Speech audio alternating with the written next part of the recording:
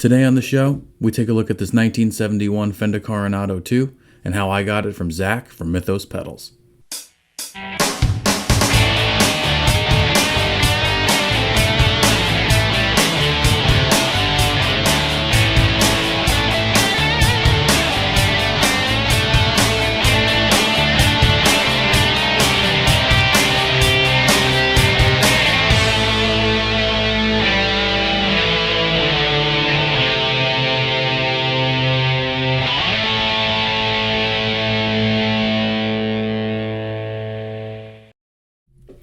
What is up, everybody? Welcome back to another episode of the Guitar Gear Trader. I am Steve, coming at you as always from Nashville, Tennessee. Thanks for being with me tonight.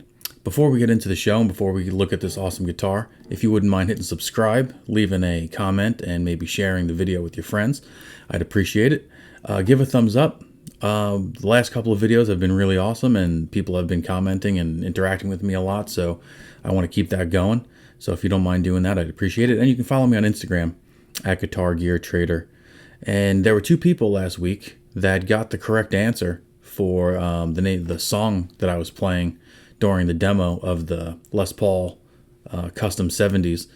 They haven't emailed me yet, so if you want your stickers and your picks, email me and I'll send them over to you, no problem. So yeah, cool. Let's take a look at this. So, as you know, this channel is dedicated basically to showing you how I go about trading guitars, trading up for guitars, trading multiple guitars for stuff that I want, and hopefully not having to buy stuff, right? Last week, I did buy that 70s Les Paul Custom, but typically I prefer to trade things so that I can use less money to purchase other guitars, if at all possible. So, one guitar that I've wanted for a really long time was a Fender Coronado. Fender Coronados are kind of unique. You don't see these a lot. They don't make them anymore. And I've attempted to buy Coronados here and there at local guitar shows. There's a famous guitar show that comes around to Franklin, Tennessee every year called the Amigo Guitar Show. And every year I pick one of these up and I play one. And some of them have been reasonably priced and some of them not so reasonably priced, but they've always kind of eluded me. There was one last year that I played and the guy wanted $1,800 and it was a mint condition cherry finish Coronado II, played very well. And I put it down. I came back around at the end of the day to see if I could buy it from him, and he had already sold it. So I felt like that was the one that got away. So these Coronados are really cool. They're basically... These guitars were made in 1966 through, I think, 1972 or 73. They weren't made for very long. They didn't really take off the way Fender would hoped they would take off. Basically, Fender was trying to compete with Gibson and Gretsch in the archtop hollow body guitar market, right? So this was Fender's version of the 335, or maybe, a double cut Falcon or Chet Atkins model for Gretsch. It's completely hollow. It reminds me a lot of the Epiphone Casino, to be honest with you. It has single coil. I don't know if they fall into the P90 category, but they're single coil DeArmond pickups. This particular model has a tremolo tailpiece on it. Where I got it from, as you heard in the intro, I got this from Zach from Mythos Pedals, and we'll talk about that in a minute. But he didn't have the tremolo arm, and it's missing the pick guard. So I'm gonna try to find one of those. I'm gonna see if I can find a Antigua colored pick guard for this from the era, or maybe I can find someone to make me one. There's a local luthier named Bluesman Vintage that has cut me pick guards for guitars in the past. So maybe he can create one of those for me for this guitar. But it's a laminated maple body, completely hollow, like I said before. It's got binding on the front and the back, and it's got a bolt-on neck with our script F and our 6-number serial number right there on top, which if you read those numbers, it's 307464, which is 1971, which dates it back to somewhere in the 1971 range. It's got the big old 70s headstock. Now, I'm not sure why they call it the Coronado 2. I have never seen a Coronado 1, but maybe there's a difference. I really like the tuning keys on these. It's pretty cool looking. They kind of look like Dead Man's Toes, but I think they're pretty cool looking. What's really cool about this guitar is the color. Okay, so this color is called Antigua. And these guitars come in lots of different colors. They came in cherry red. They came in like a 3-color sunburst, which might be my favorite color after this one. They came in like what was called a wildwood, which kind of looked like, it was like a natural wood color, but it had really cool striping in it, a natural wood grain striping in it, which was really cool. Those go for a lot of money on Reverb. The Antiguas, these are like either loved or hated by people as far as the color goes. Now, this is, this guitar is 53 years old, 52 years old at this point. So it's a bit more yellow than it probably was when it was new.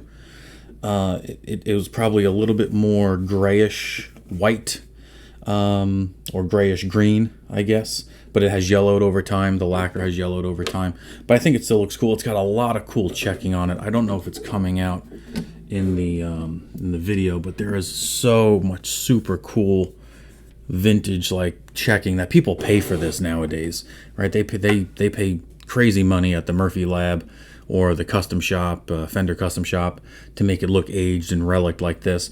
And this is all just natural playwear, which is really cool. Everything on this is original. Like I said, I'm missing some parts, but that's okay. This also came in like a non-tremolo tailpiece, where it was kind of like a trapeze tailpiece that you would see on say a 335 or Epiphone Casino or Riviera at the time. Came with something like that, and it sounds absolutely killer. This is not something I would take out and play. I do love the block inlays on the neck. I think those are pretty sweet as well, but this is not something that I would take out and play live. This does not really suit my band at all. This isn't something that I would play alternative rock or heavy rock on. I could probably play some classic rock if I was playing some 60s things on it, but that's not typically what we play in the band. This was bought or traded for my collection, right? I think that this is one guitar that all collectors of cool instruments should have in their collection, and I think a lot of people do because they're very affordable, right? I like to call this like the gateway drug for vintage guitar collectors. They're extremely, extremely affordable.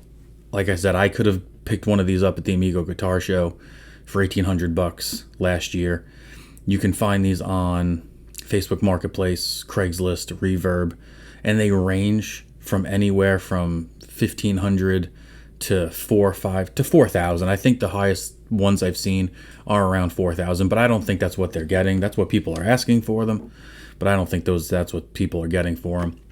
So what did I trade for this, and did I get a good deal or did I not get a good deal, right? That's always what we want to figure out on this channel.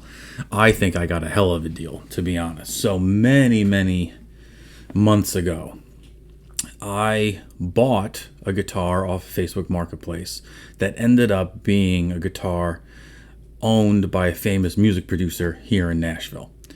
That music producer's name is Butch Walker. I did a video on this guitar a while back. So if you go back into the videos, I'll try to link it either at the end of this video, I'll try to link it, or I'll put it in the description.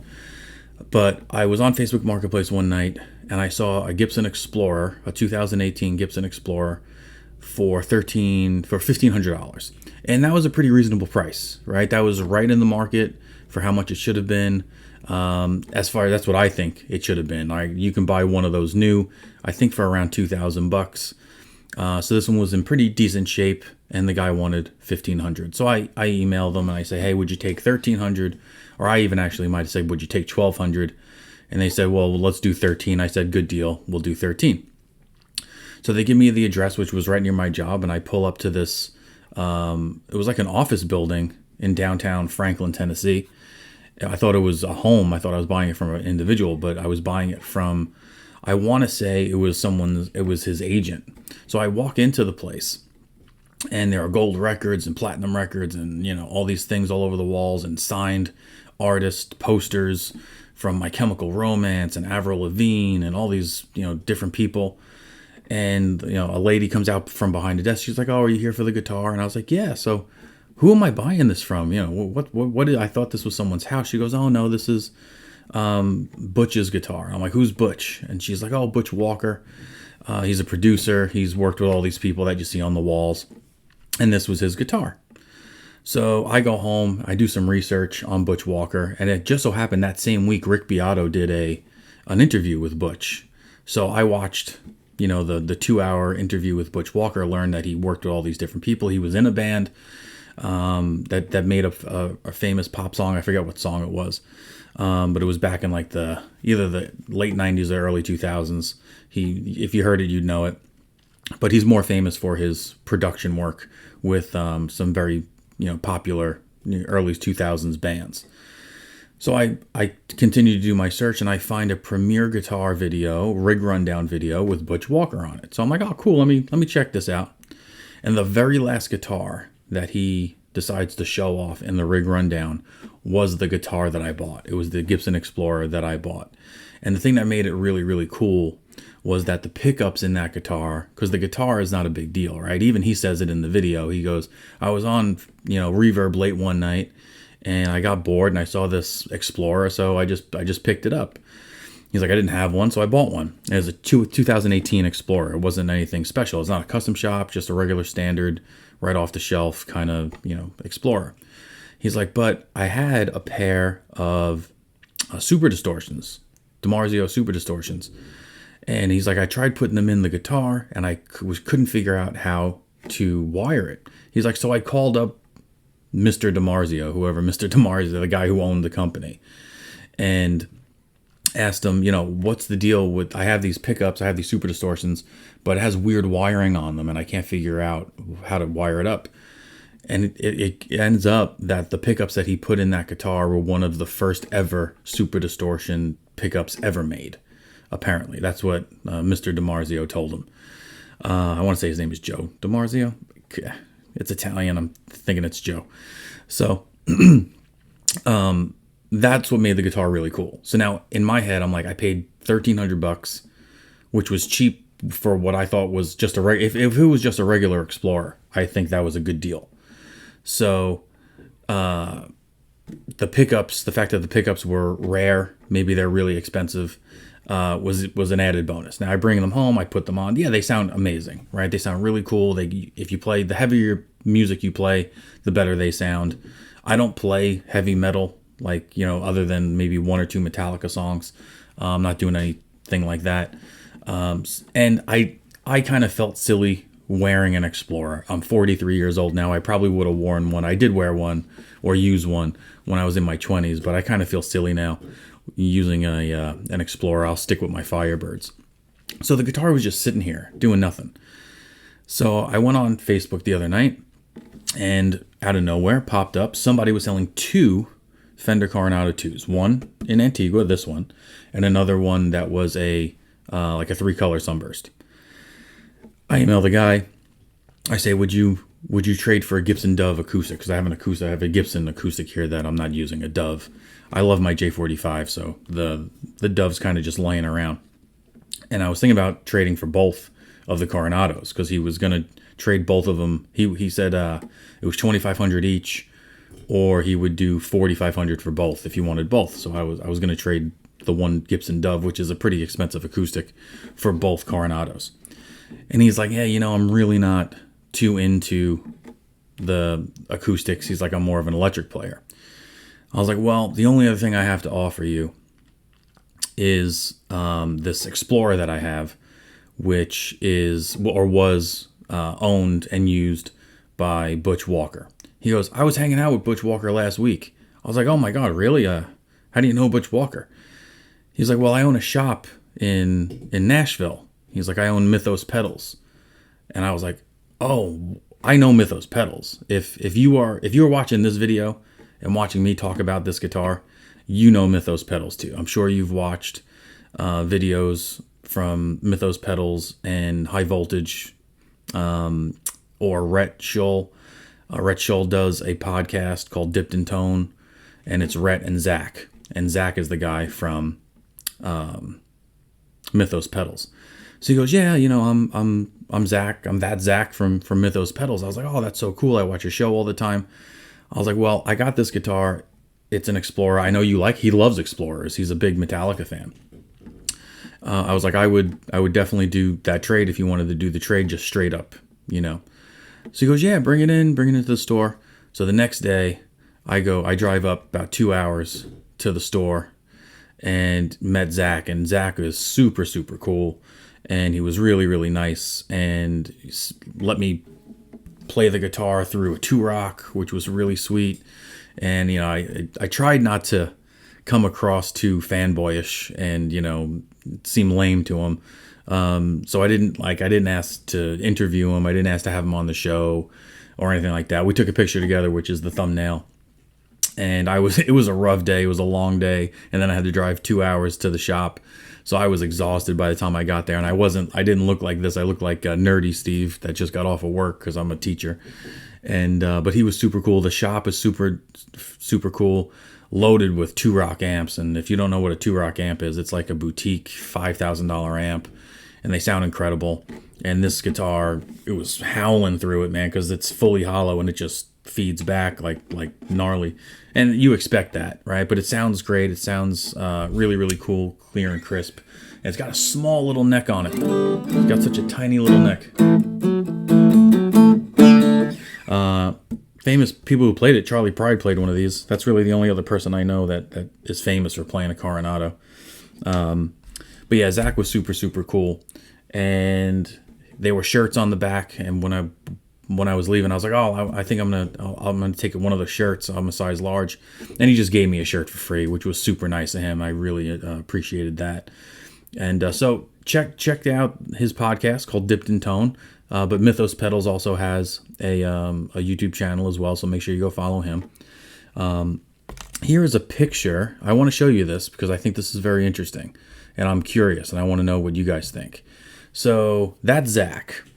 And in the middle of the screen, right there, that's the Explorer that I had that's my house. I took that picture, right, with the posters behind it. Those pickups, those double cream pickups, are the ones I was talking about, which could have been possibly the first ever or first couple sets of super distortions ever made. I gave him the guitar looking like that. So this guy, I gotta get this right. That guy, that's Zach. Okay, the guy with the goatee and the glasses. That's Zach from Mythos Pedals. That's the store, High Voltage Guitars. And on the wall, this was his post today on Instagram. He was posting today about he was holding a double cut Les Paul Special or a Les Paul Junior. But I noticed in the background that Explorer is hanging on the wall. Now I know my picture looks a lot darker, but the lighting in my house might have just been given that color off. And his shop is very, very bright and fluorescent.